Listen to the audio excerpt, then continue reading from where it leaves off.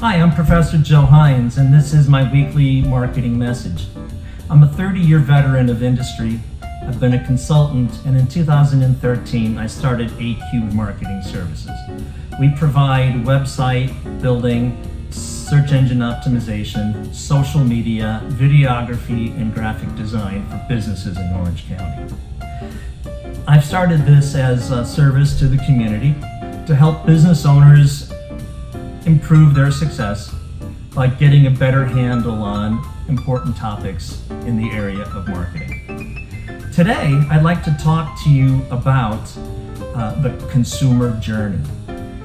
Consumer journey, what does that mean? Well, the consumer journey is actually the process, or the journey, if you will, of how consumers go from identification of a problem, an issue that they're trying to solve, because products and services do one thing. They are the solution to needs. So the first step in the consumer journey is identifying that you've got a need. Now, the next step along the way is when you understand that you've got a challenge, that you've got something that you need to do, a product that you need perhaps in order to solve whatever the challenge is, we begin to collect information. We're going to go out, we're going to research. Let's say that you need a new car.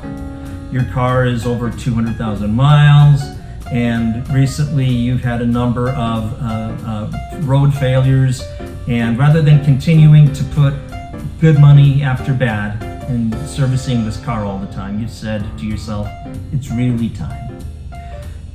It's a big expense, it's a big challenge.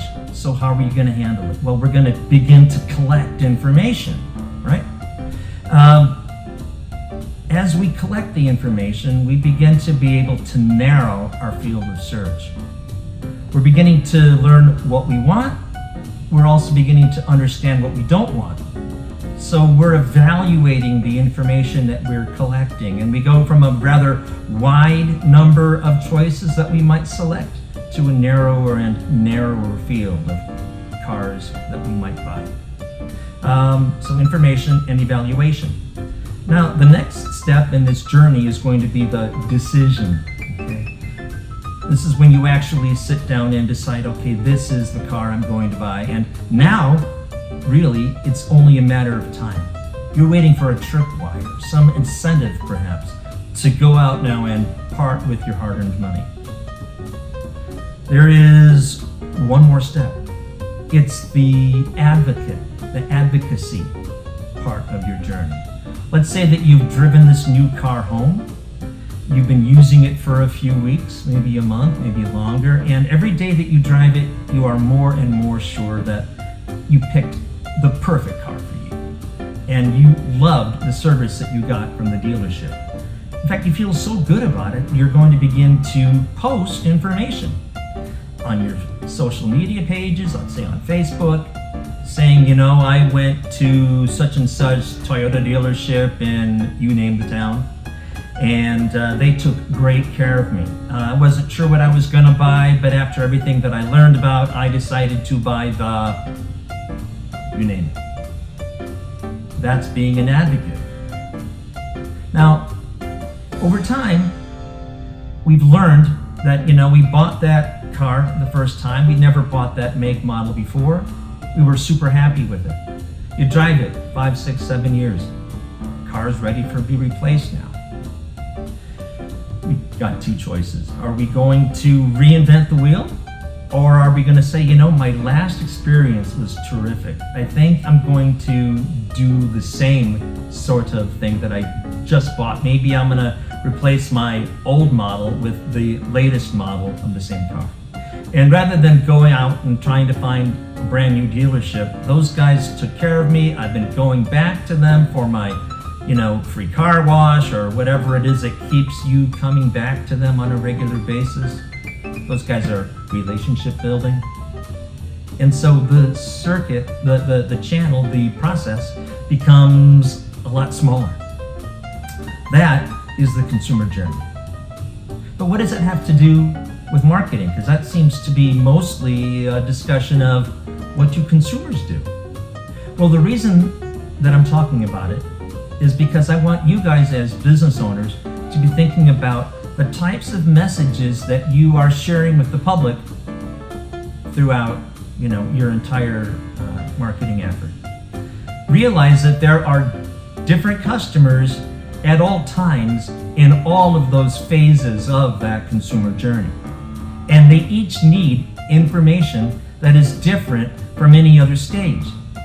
For instance, let's say that you want to start communicating with a customer who is in the awareness stage.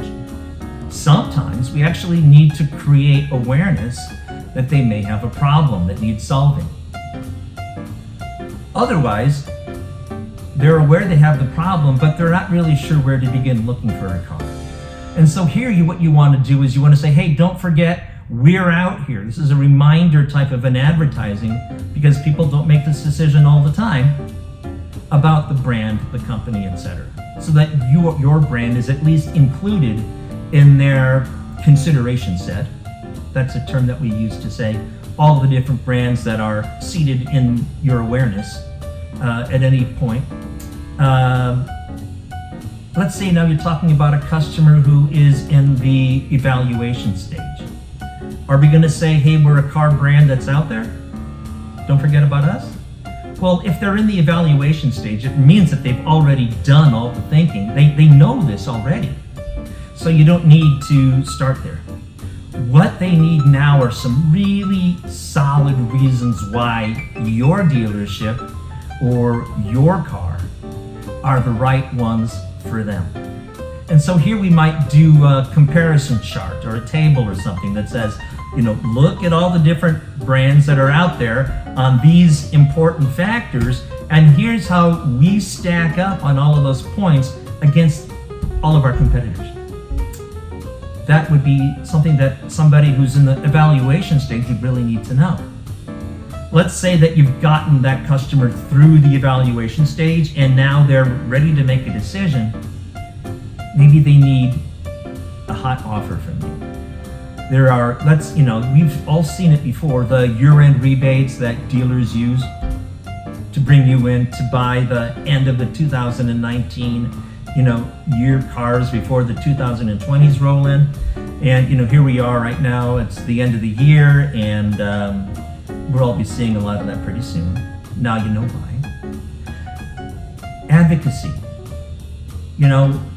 Yelp is a perfect place for customers that have been delighted by your product or your service to go and communicate how wonderful you guys are.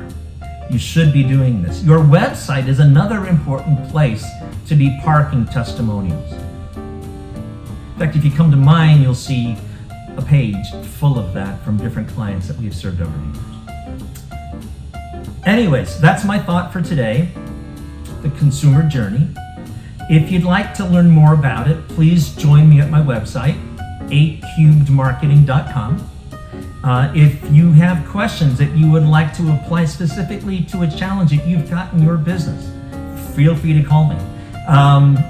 You can call me at 714-872-0561. If you'd like to send me an email, get to my website, and on a number of different pages on the site, there's actually a reach out to me kind of a form. Send me an email and I'll be sure to respond within 24 hours.